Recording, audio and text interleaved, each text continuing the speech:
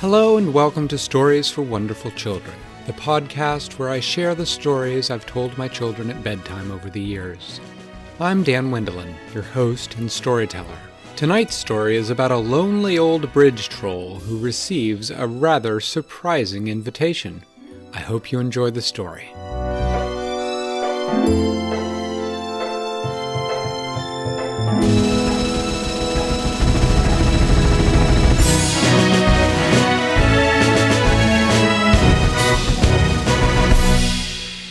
Once upon a time, there was a grumpy old smelly troll. And this one wasn't stinky, this one was smelly. And he lived under a bridge, as most, but not all, grumpy old smelly trolls do. And one day he was sitting under the bridge, waiting for someone to cross over so that he could jump up on the bridge and threaten to gobble them up or make them pay a toll or whatever he felt like that particular day. The bridge that he lived under was a sort of lonely bridge that did not get a lot of people crossing it. And so it had been several days since anyone had tried to cross over his bridge, and he was feeling rather bored. Because when you're a troll living under the bridge, there are really only two things to do. One is to watch the water go by under the bridge, which after a while gets rather boring. And the other one is to bother people who are trying to go over your bridge, which you can only do if there are people to bother. As it happened on this particular day, though, Troll was in luck, because as he was sitting there under his bridge, lying there actually in a hammock that he had rigged up under the bridge, he heard the sound of approaching footsteps. And at first he was afraid that the footsteps were going to go on down the path. But no, the owner of the feet paused and then started across the bridge. The troll waited until the footsteps sounded like they were about in the middle of the bridge, and then he went vaulting up to the top of the bridge and said, "Who's that crossing over my bridge?" What does he feel like today? And when he got up to the top of the bridge, he looked down, and there was a young woman with a ponytail in a uniform, a blue uniform, with red, white, and blue stripes on it, and a little eagle symbol on her hat and on her jacket.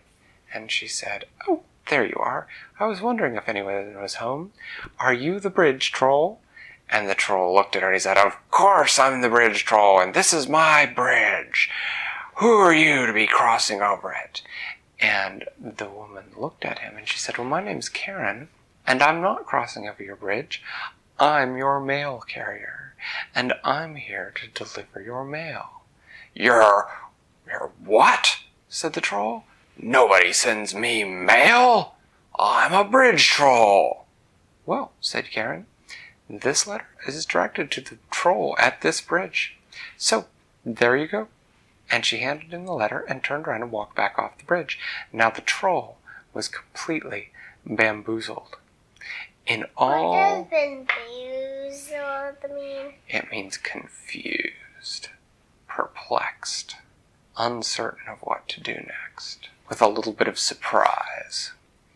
The troll stood there for a moment, holding the letter, staring at it.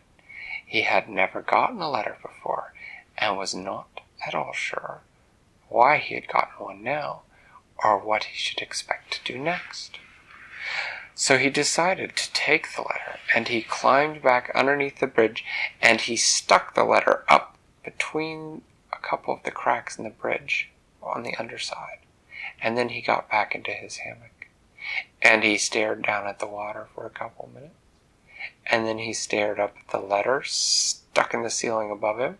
And finally he reached up one big long hairy arm and he plucked the envelope down. And he slid it open. And he took out the letter.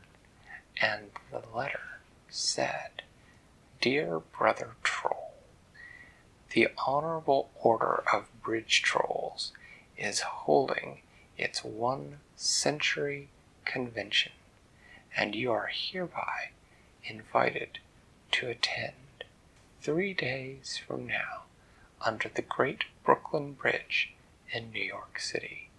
Well, my goodness, the troll had to read the letter 3 times before it all finally sunk in.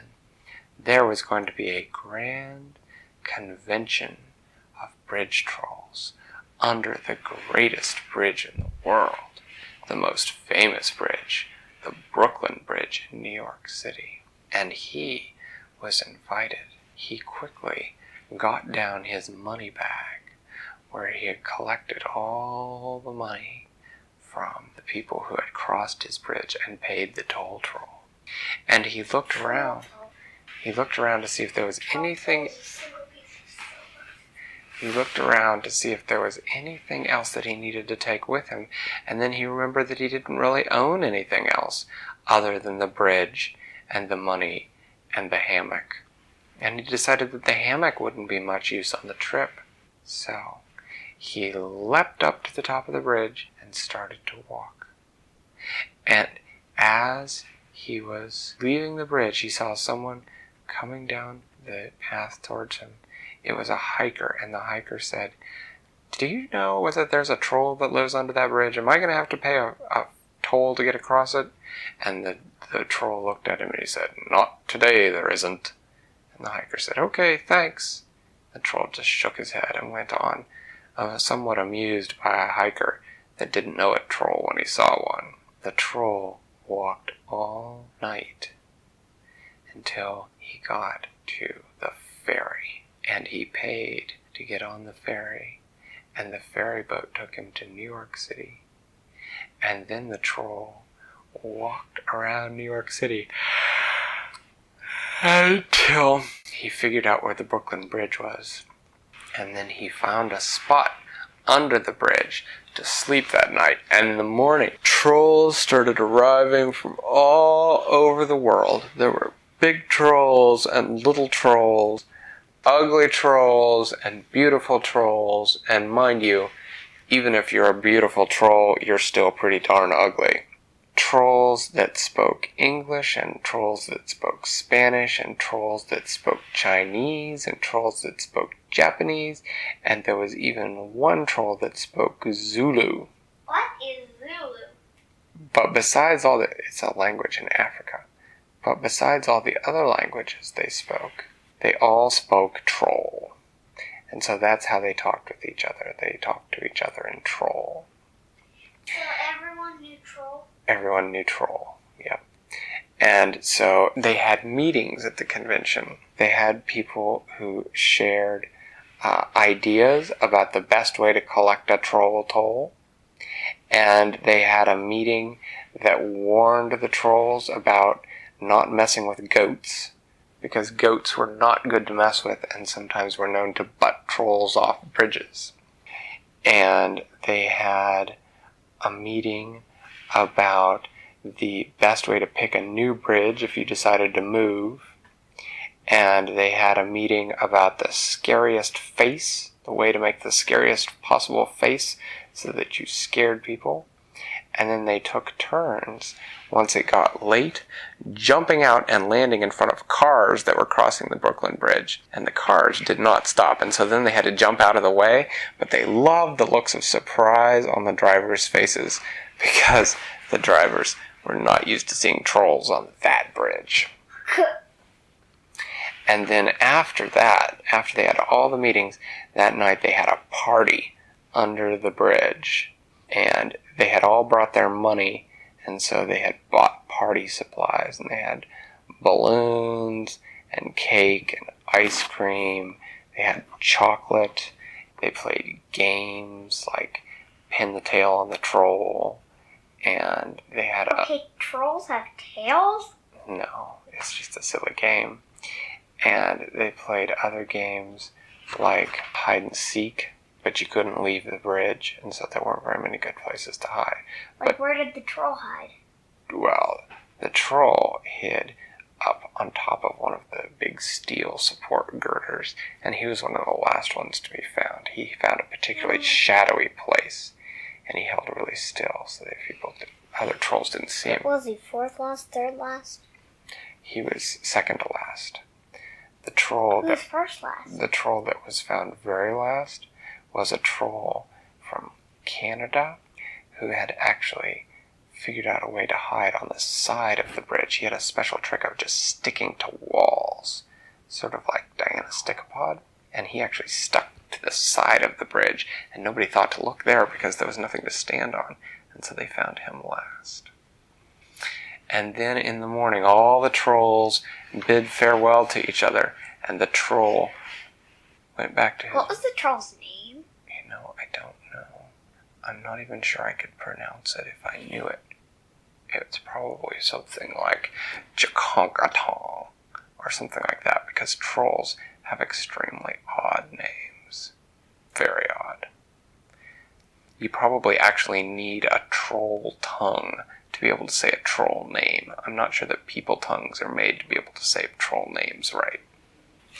So, he went back to his very own bridge, and he was happy because when he got there was someone just about to cross the bridge, and so he got to jump onto the bridge and use his new scary face, which worked wonderfully because the person looked very worried. And then he demanded that they pay the troll toll, and they gave him a piece of silver, and he got back in his hammock, and he hung up the souvenirs that he got. He had a picture of himself on the Brooklyn Bridge with some of the other trolls, and he had a t-shirt that said "I love New York," and he had some balloons that he had brought back from the party, and he had the addresses of some other trolls that he had met from other parts of the world that he could write to on those days when it was boring and slow and there were no people crossing his bridge. Thanks for listening to Stories for Wonderful Children. I created today's story, but questions and witty commentary were supplied by my children. The music was created by Brandon Thompson.